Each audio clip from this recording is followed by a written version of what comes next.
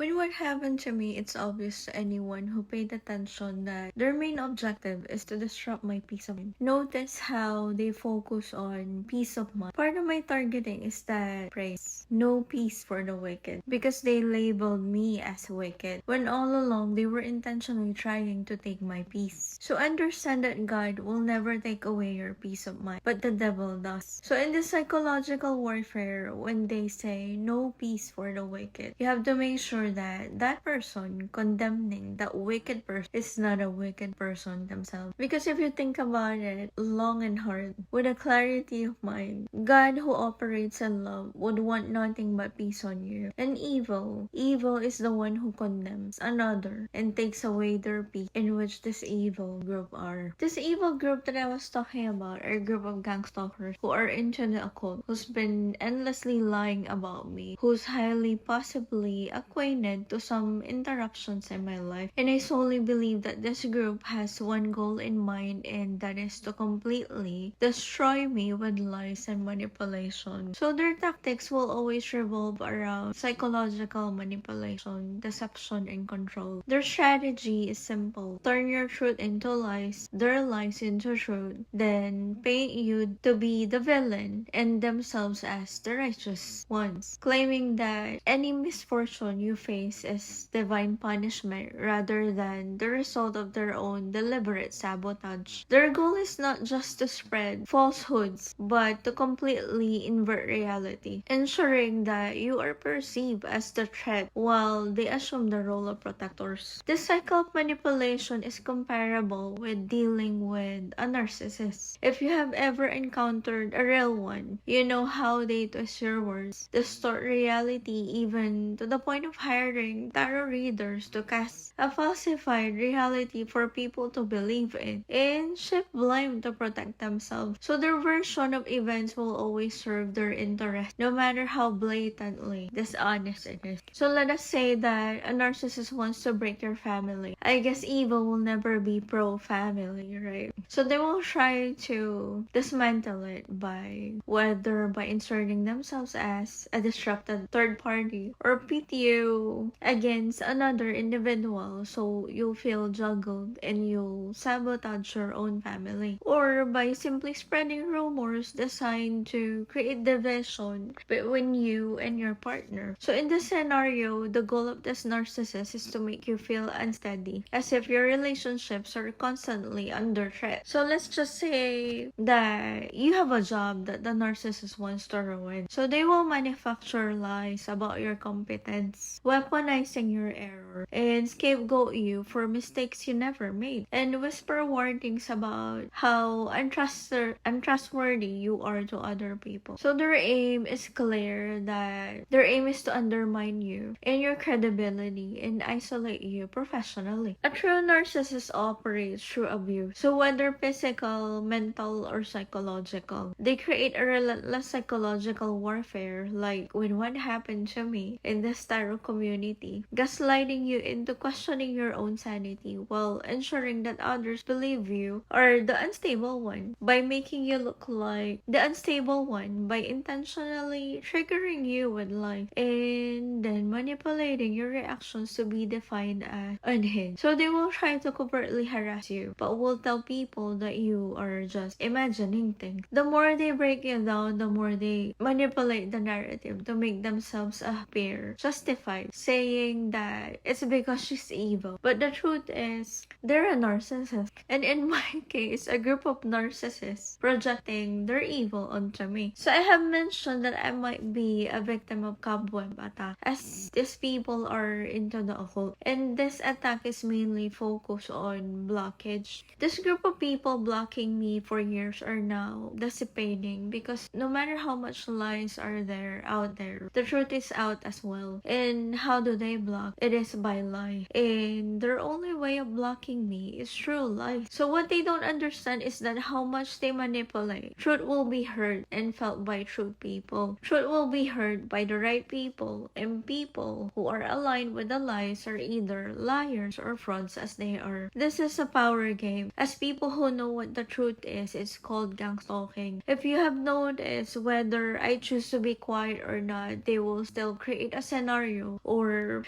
manipulate it into their favor.